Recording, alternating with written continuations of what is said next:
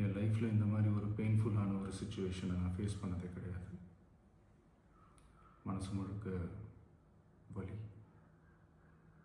வலி மட்டும்தான்.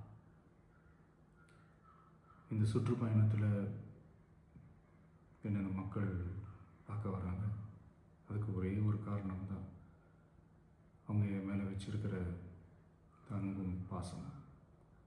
அந்த அன்புக்கும் பாசத்துக்கும் நான் எப்பவும் கடமைப்பட்டிருக்கிறேன்.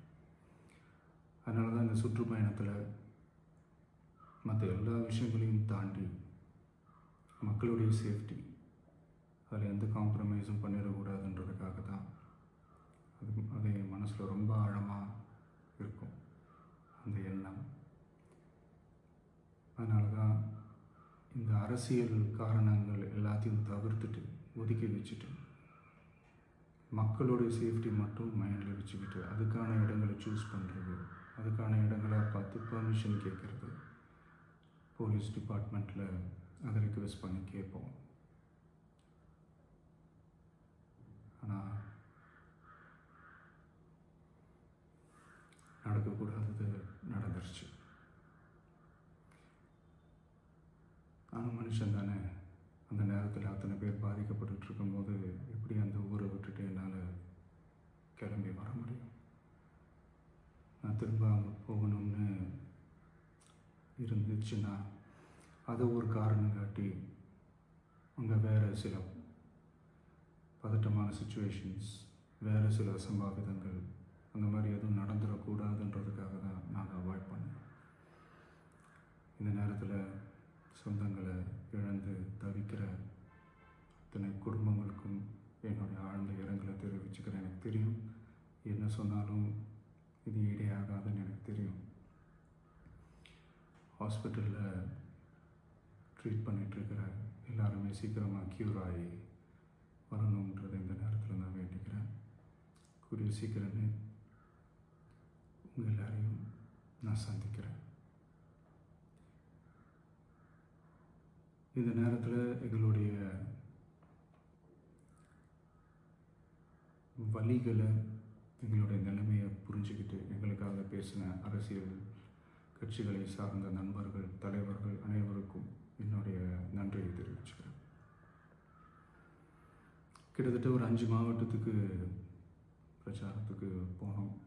இந்த மாதிரி எதுவுமே நடக்கல. ஆனால் கரூரில் மட்டும் ஏன் எப்படி நடக்குது, எப்படி நடக்குது?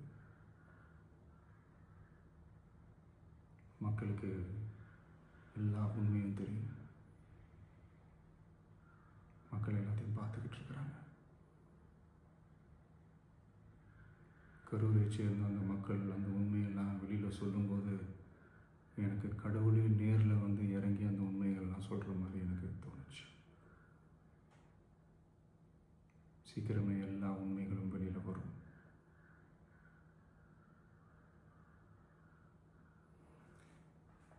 எங்களுக்கு தரப்பட்ட இடத்துல நாங்கள் போய் அந்த ஸ்பாட்டில் நின்று நாங்கள் பேசிட்டு வந்தோம். அதை தாண்டி எந்த தவறும் எங்கள் சைடில் நாங்கள் எதுவுமே செய்யலை. பட் இருந்தாலும் எங்கள் கட்சியை சேர்ந்த நிர்வாகிகள், தோழர்கள் மேலே எஃப்ஐஆர், அது மட்டும் இல்லை சோஷியல் மீடியாவை சேர்ந்த நண்பர்கள், தோழர்கள் அவங்க மேலே எஃப்ஐஆர்லாம் போட்டு இப்போ பிடிச்சிக்கிட்டு இருக்கிறாங்க.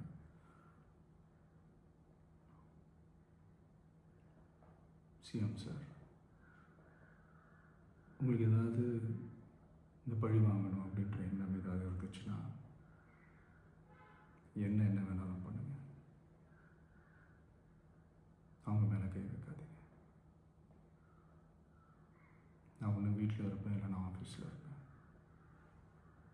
என்ன வேணாலும் செய்யுங்க. நண்பர்களே, தோழர்களே, நம்மளோட அரசியல் பயணம் இன்னும் ஸ்ட்ராங்காக, இன்னும் தைரியத்தோட கண்டினியூ ஆகும்.